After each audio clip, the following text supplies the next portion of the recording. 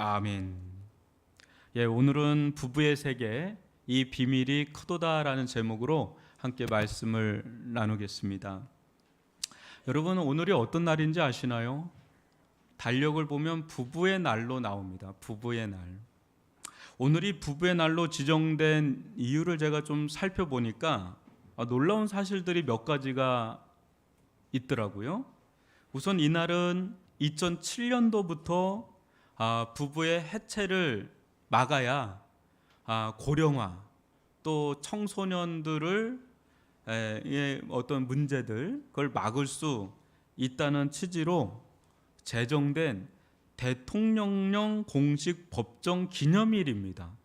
이게 아무거나 이렇게 딱 하는 게 아니거든요. 대통령령 법정 기념일은 아무 때나 주어지는 게 아닌데 오늘이 그런 날입니다. 굉장히 의미 있는 날이죠. 또 하나는 5월 21일이거든요. 오늘이. 왜 5월 21일일까 보니까 가정의 달이 5월이잖아요. 근데 둘이 하나가 된다는 의미에서 21일. 굉장히 성경적입니다. 그래서 이 날이 부부의 날입니다. 무엇보다 이 날을 처음 주창한 분이 찾아보니까 목사님이시더라고요.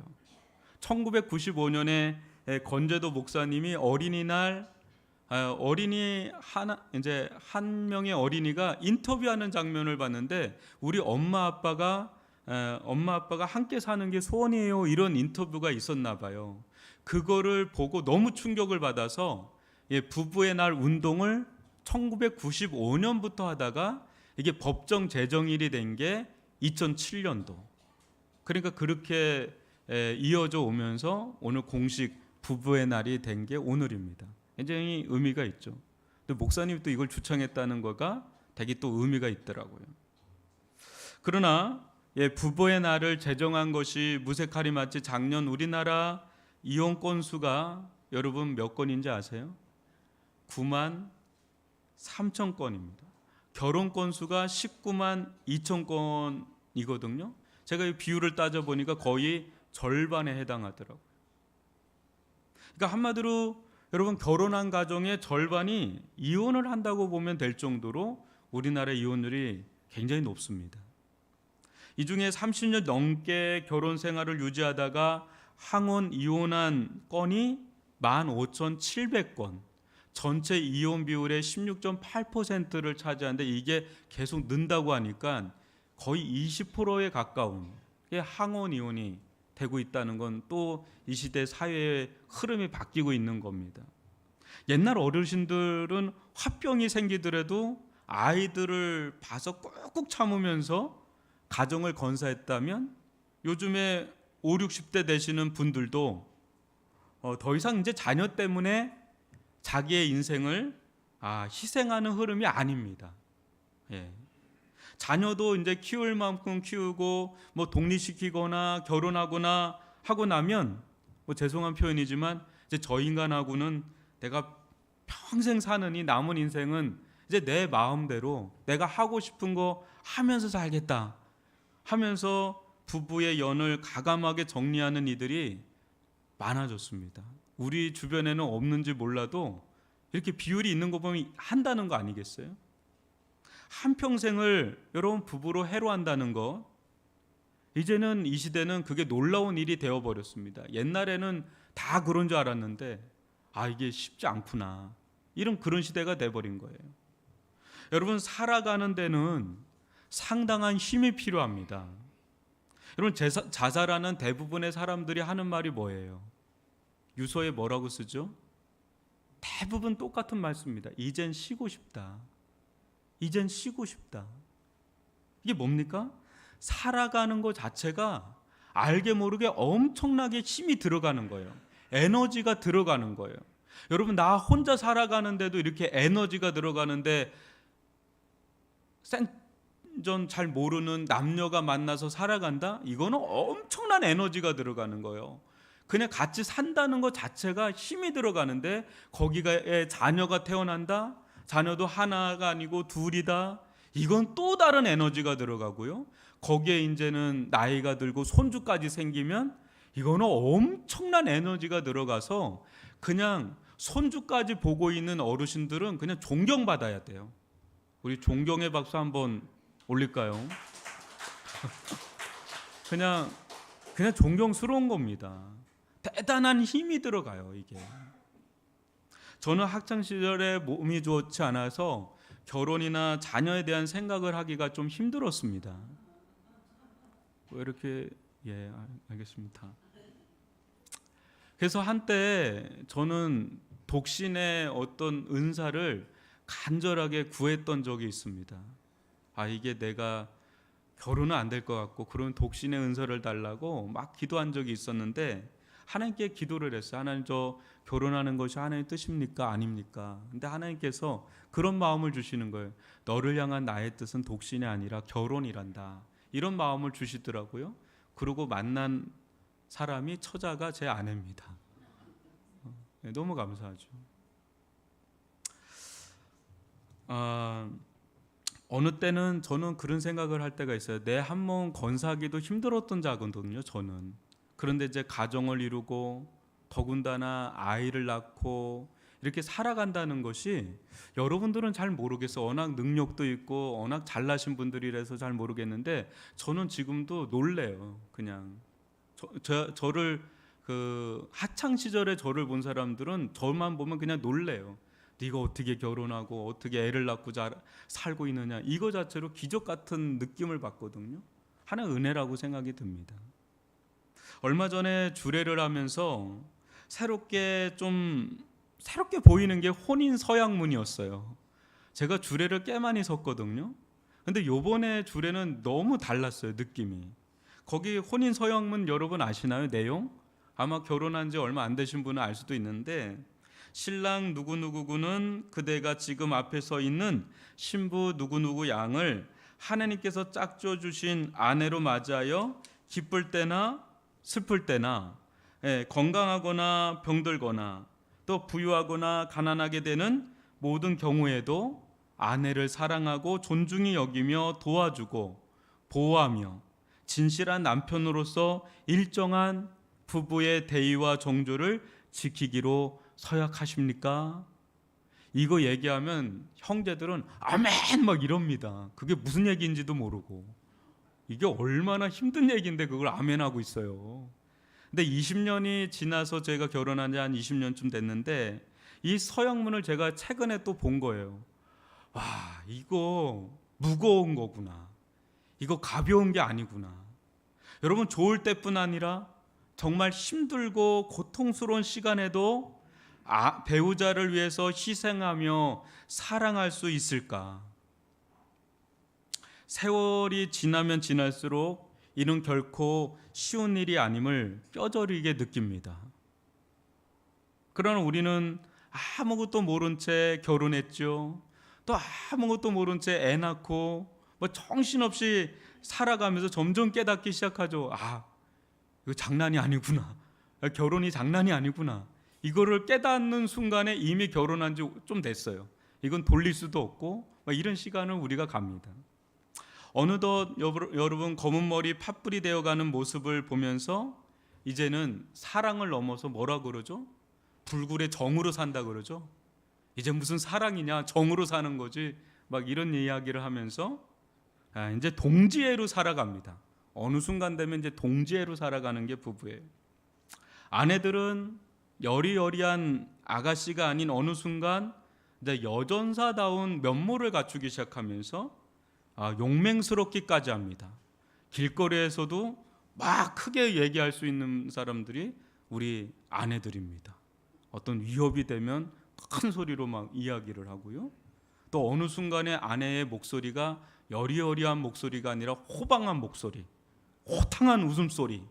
옛날에는 막 이랬는데 막 웃는 것, 이거 보면 이제 아줌마가 되어간다는 그런 모습을 보게 되죠. 연세든 남편들의 지혜는 아내의 말을 잘 듣는 데서 빛을 발합니다. 그렇지 않아요? 나이를 먹어가며 한쪽이 또 아프기 시작하면 부부의 인생은 또 다른 협로로 들어가죠. 그렇게 부부는 한 번뿐인 인생 함께 공유하며 평생 동반자로 살아갑니다. 마지막 숨을 거두는 순간 함께 해주는 이는 배우자입니다. 어제 이제 팀 켈러라고 하는 귀한 목사님이 계시는데 소천하셨어요. 근데 마지막 캐시 켈러라고 그 사모님이 이마에 키스를 딱 하는 순간에 눈을 다 감더래요. 마지막 남는 그 옆에는 배우자가 있는 거죠. 오늘 부부의 날을 맞이하여 성경이 말하는 부부의 세계가 무엇인지 살펴보며 각 가정마다 우리 주님 안에서 새로운 부부의 날을 맞이할 수 있기를 주님의 이름으로 축복합니다. 여러분 31절 32절 다시 한번 읽어볼까요? 그러므로 사람이 부모를 떠나 그의 아내와 합하여 그 둘이 한 육체가 될지니.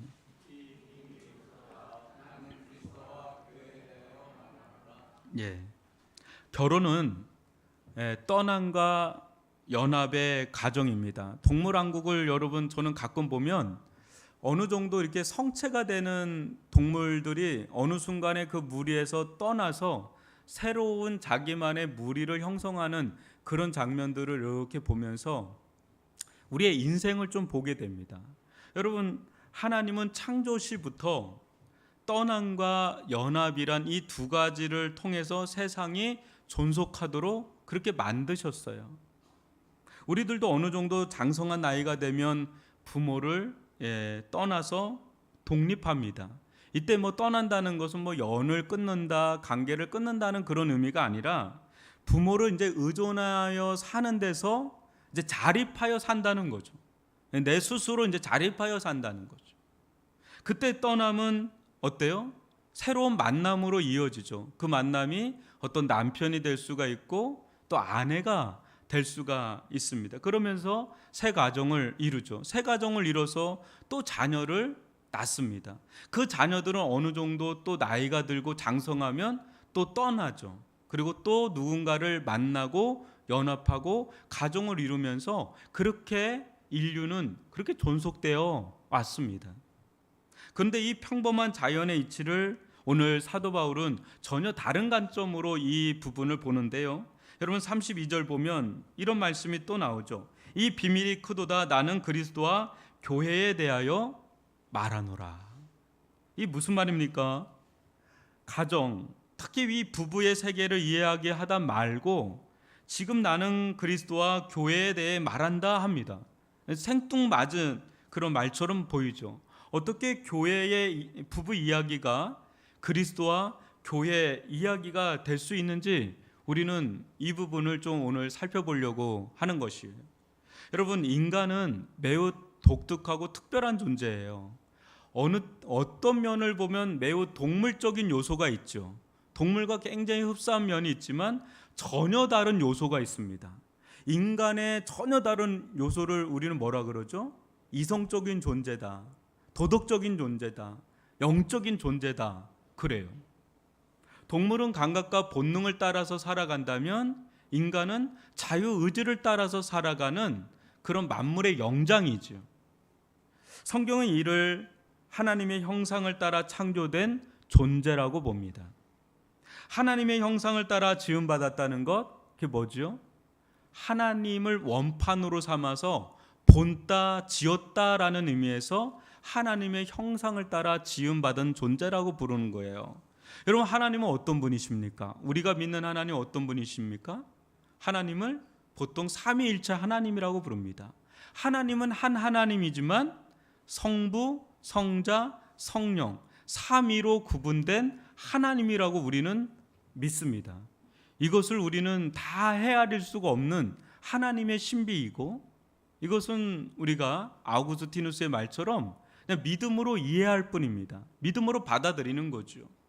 하나님은 이 세상을 창조하실 때 특별하게 자신의 형상, 즉 삼위로 구분되어 존재하지만 온전한 연합을 이루고 있는 자신의 그 형상을 따라서 이 세상에 그 형상을 따라 본딴 그런 창조물, 그런 피조물을 창조하기를 원하셨는데 그 존재가 바로 인간이고 가정이라는 겁니다. 여러분 하나님은 남자를 만드시고 또 남자의 뼈를 통해서 여자를 만드시고 또 남자와 여자가 연합하여 자녀를 생산할 수 있는 낳을 수 있는 그런 길을 열어주셨죠. 그래서 여러분, 하나님은 이 가정을 통해서 남편과 아내, 자녀가 사랑 안에서 하나가 되기를 원하신 거예요.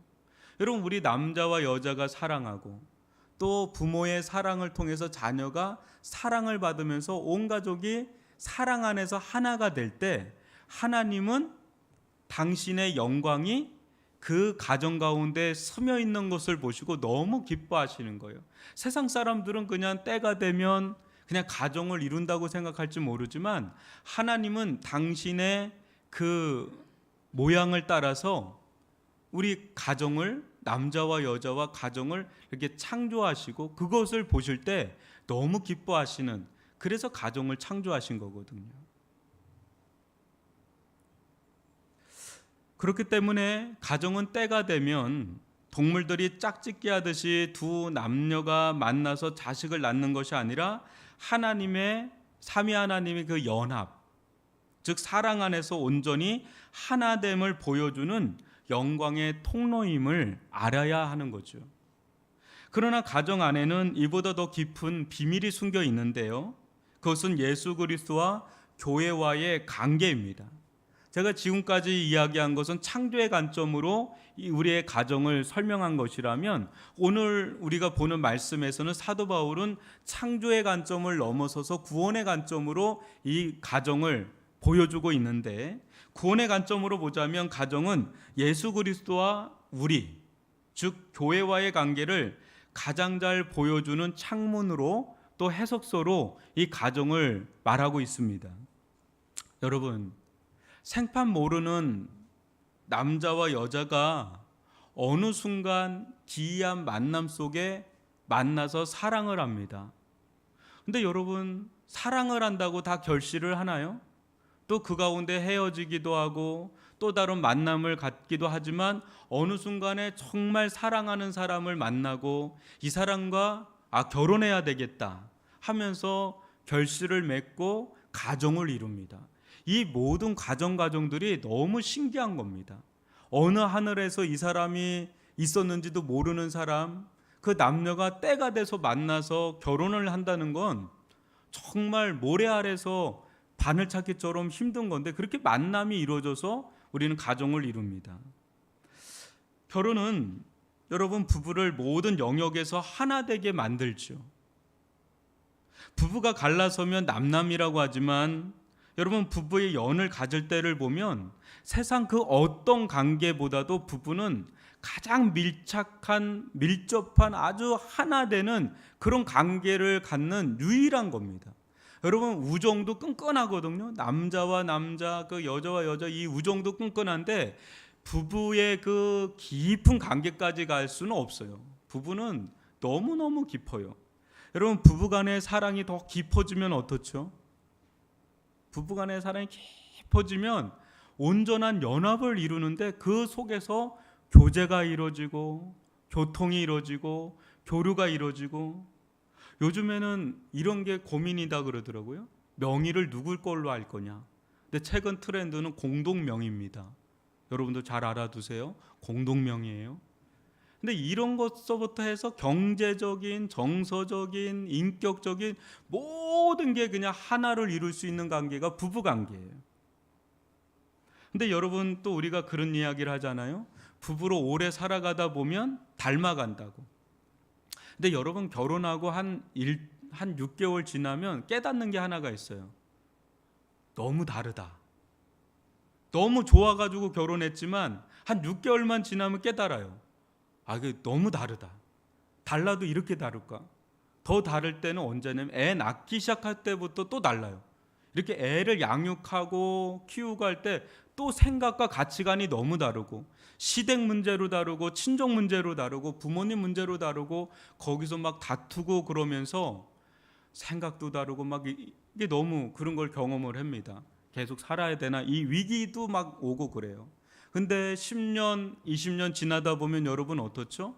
어느 순간에 말이 닮아가고 또 생각이 닮아가고, 심지어는 여러분 두 분이 좀 닮은 것 같아요. 얼굴도 닮은 것 같아요. 전혀 다르게 생긴 얼굴인데 이상하게 둘이 닮은 것 같아요. 이런 얘기를 들을 정도로 부부는 하나를 이뤄갑니다. 부부싸움은 칼로 물베기라는 말 여러분 들어봤죠? 속담. 막 심하게 다투는 부모님을 보면 아이들은 불안해합니다. 저러다가 우리 엄마 아빠 헤어지는 거는 아니야, 막 이런 불안감 속에 잠이 들어요. 근데 아침에 일어나면 엄마가 아빠로 해서 된장국 끓여주고 맛있는 거 해주고 그러면 이게 뭐지 싶을 때가 있어요. 저도 어렸을 때 그럴 때가 한두 번이 아닌데 그 두 분과의 관계는 뭔가 비밀인 것 같아. 그렇게 싸웠다가도 그 다음날 되면 칼로 물베기라고 아무리 칼로 물을 베세 또 하나가 되고 또 하나가 되는 게 부부관계예요. 그러면서 부부가 이렇게 해로를 하는 것을 보게 되죠. 저희 아버지는 요즘에 저희 어머니를 보면서 제가 요번에도 어버이날 이렇게 찾아뵀는데 그런 얘기를 또 몇 번을 하세요. 요새 이제 팔순이 다 되셨는데 나는 네 어머니 죽는 날 난 같이 죽을 거다. 누가 보면 이팔 청춘 같은 느낌이에요. 막 그 노미오와 줄리엣까지 그렇게 깊어져 가더라고. 또 한 번의 깊은 사랑으로 들어가는 걸 보면서 놀랄 때가 있어요.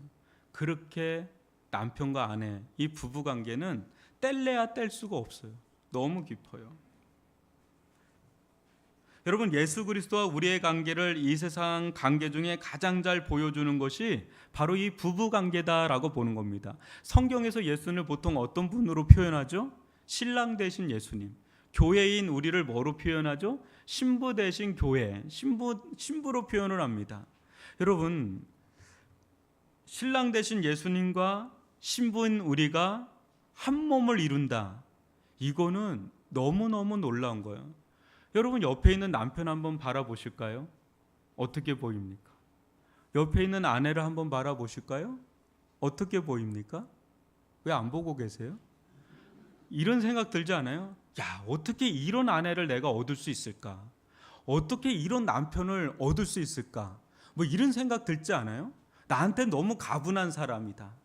나한테 너무 가분한 사람이다. 당신 나한테 너무 가분한 사람이야. 그러면 그 가정은 정말 된 가정입니다. 근데 예수님은 너무 가분한 분이 우리의 신랑이 되시는 거예요. 내가 어떻게 이런 분을 만날 수 있지? 야, 저런 남편, 저런 아내 만난 사람은 진짜 대박이다. 땡 잡았다. 뭐 이런 사람이 있잖아요. 그런데 우리가 우리의 신랑 대신 예수님을 만났다. 그분과 하나를 이루고 있다. 연합한다. 이것은요, 너무너무 큰 축복이고 이것은 은혜 중에 은혜고 신비 중에 신비인데 예수님은 우리의 신랑 되는 걸 너무 기뻐하시는 거예요. 우린 정말 아무것도 아니잖아요. 이런 우리들과 동고동락하며 한 몸을 이루려고 우리에게 다가오셨다? 이건 너무나 큰 은혜인 줄 믿습니다. 예, 아멘을 크게 하셨습니다. 사랑하는 성도 여러분, 특별히 아내 되시는 분들에게 묻고 싶은데요. 여러분들은 결혼 생활을 이제 시작하신 분도 있고 5년 차, 10년 차, 뭐 40년 차 되신 분, 50년 차 되신 분, 한 60년 차 되신 분도 있거든요. 근데 결혼 생활하면서 아내이신 분들은 어떤 남편이 좋은 남편이라고 생각이 드세요? 여러분, 살아보니까 어떤 남편이 가장 좋은 남편이라고 생각이 드세요? 돈 많이 버는 능력남인데 자기밖에 모르는 남편입니까? 아니면 능력은 좀 부족해도 아내인 자신을 끔찍히 위해주고 사랑해주는 남편입니까? 전자입니까? 후자입니까? 솔직히 얘기해 보세요. 전자입니까? 후자입니까? 전자라고요? 이러면 안 됩니다. 여러분, 능력 많은 남자 감당하려면 엄청 감당해야 돼요. 얼마나 그 사람 능력 많은 사람 사회 가면 얼마나 손길이 많은데요. 여러분, 나를 위해주는 남편, 나를 끔찍히 사랑해주는 남편, 그 남편이 가장 좋은 남편인데 그런 남편은 현실에서 없어요. 다 드라마 속에 있어요. 요즘에 닥터 차정숙이라고 뭐 드라마가 인기가 있어서 저도 보는데 거기 보니까 불륜의 자식까지 낳은 능력 남편이 나오더라고요. 또 연예인 뺨치는 비주얼에 뭐 친절함과 자상함까지 꿀이 뚝뚝 떨어지는 뭐 백마탄 왕자 같은 젊은 의사가 또 나오더라고요. 여러분, 우리가 흔히 만나는 남편은 전자입니다. 능력은 좀 있는데 별로 말투도 다르고 행동 거지도 나를 너무 무시해. 이렇게 보통 현실 남편이고, 드라마에서나 워너비 같은 남편들이 있어요. 워너비 같은 그런 남자들 같은 대상들은 대부분 드라마에 나옵니다. 그래서 드라마의 주 고객층이 누굽니까? 가정주부들입니다. 왜냐하면 옆에서는 잘 만나기 어려워서 드라마 속에서나 내가 좀 봐야 되겠다, 이렇게 하는데요. 여러분, 여자는 남자의 사랑을 받고 지날 때 그때 존귀하고 아름다워집니다. 여러분, 남편의 사랑을 많이 받는 아내들의 얼굴은 너무 빛이 나요. 그리고 아름답고 존귀한 얼굴이에요. 근데 사랑을 못 받잖아요.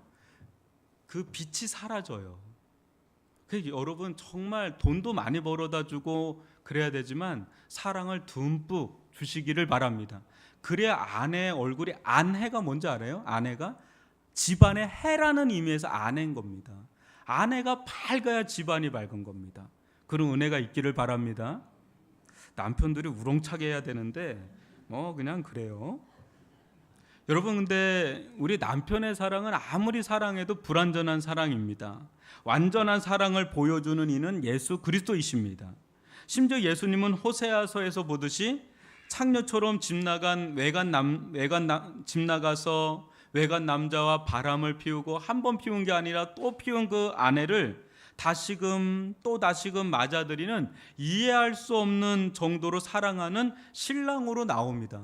여러분, 그럴 수 있겠어요? 여러분의 아내가 바람을 피워서 나갔습니다. 거기서 애까지 낳습니다. 그러나 파혼했습니다. 근데 또 집에 데려왔는데 또 집을 나가서 또 바람을 피우고, 그게 호세아서거든요. 그런데 그 호세아서에 보면 그 아내를 맞이하라고 그래요. 그 왜 그럴까요? 하나님의 사랑을 보여주는 거예요. 여러분, 예수 그리스도와 우리와의 관계를 보여주는 거예요. 우리는 예수 그리스도와의 관계에서 늘 실패하지 않습니까? 우리의 마음은 예수님께 전적으로 향하나요? 아니죠. 예수님께 향해야 될 마음이 다른 곳에 향하고 또 마음도 다른 곳에 향하기를 잘하는 자가 바로 우리들입니다. 근데 예수님 우리를 찾아오시고 또 찾아오시되 자신의 생명을 내어주기까지 사랑하시는 그 희생적인 사랑, 그 헌신적인 사랑을 계속해서 보여주시는 분이 바로 예수 그리스도, 완전한 신랑이고 완벽한 신랑이죠. 우리에게는 예수 그리스도가 계시는 겁니다. 이 사랑에 감화된 남자들이 아내를 예수님께서 교회를 사랑한 같이 사랑해야 그때 아내는 거기서 회복을 경험하고 위로를 경험하고 거기서 일어나게 되는 일들이 일어나죠. 여러분, 하나님의 사랑으로, 예수님의 사랑으로 아내를 깊이 사랑하고 또 아내는 남편을 깊이 사랑할 때 그 부부관계 안에서 우리는 어디까지 나아가게 되냐면 예수님이 교회를 사랑하고 또 교회가 예수님을 사랑하는 그 비밀의 세계 안으로 들어가는 은혜를 누리게 된다는 것이 오늘 말씀의 골자인 거예요. 여러분, 가정은 하나님의 깊은 사랑을 경험할 수 있는 놀라운 은혜의 장치입니다.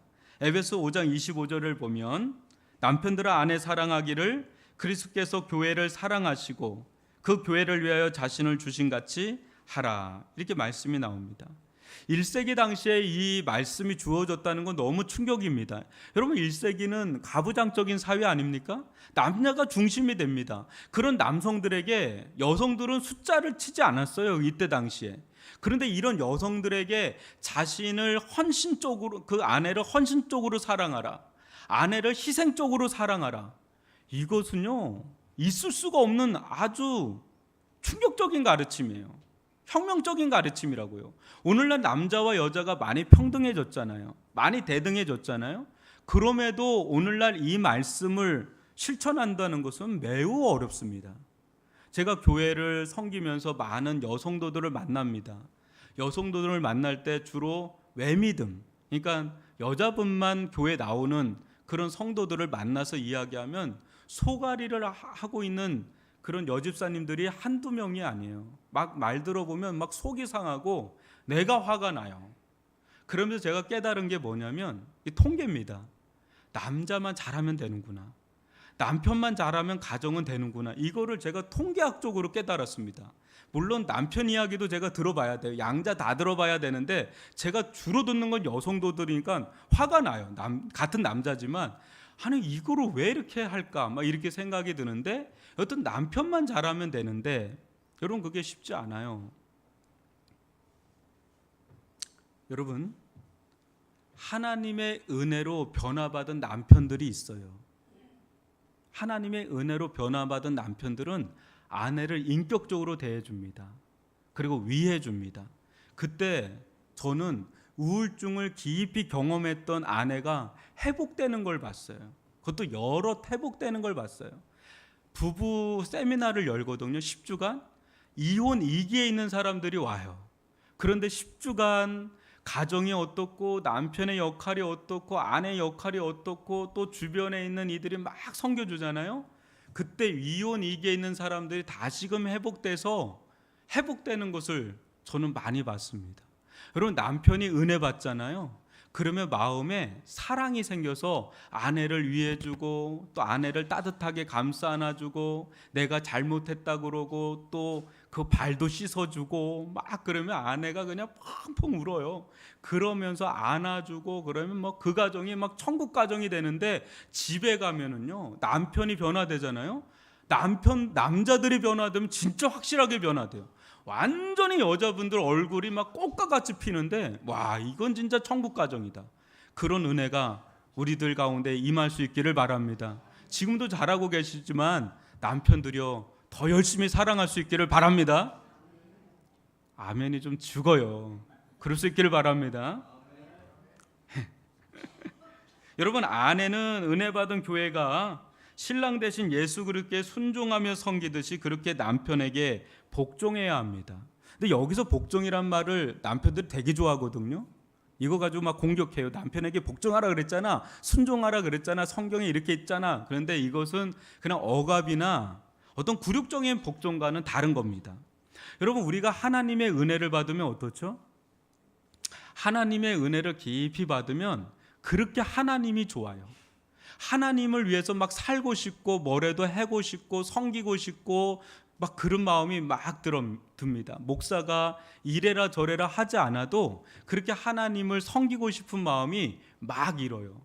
여러분 하나님의 은혜를 받고 오잖아요. 아내가 얼굴이 달라져요. 눈빛이 달라져요.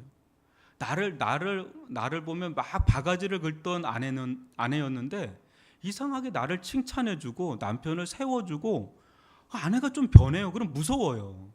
이거 왜 변했지? 이렇게 좀 무서운데 계속 일관되게 잘해주면 거기에 남편들이 뭔가 달라졌다. 여러분 남편들도요. 아내가 은혜 받았는지 안 받았는지를 대번에 압니다. 그러면서 남편들이 측은하게 여겨져요. 특히 잘 때 남편들 얼굴 보셨어요? 여러분 남편들보다 먼저 자지 마세요. 남편들 얼굴 보면 이렇게 인상을 쓰고 자요.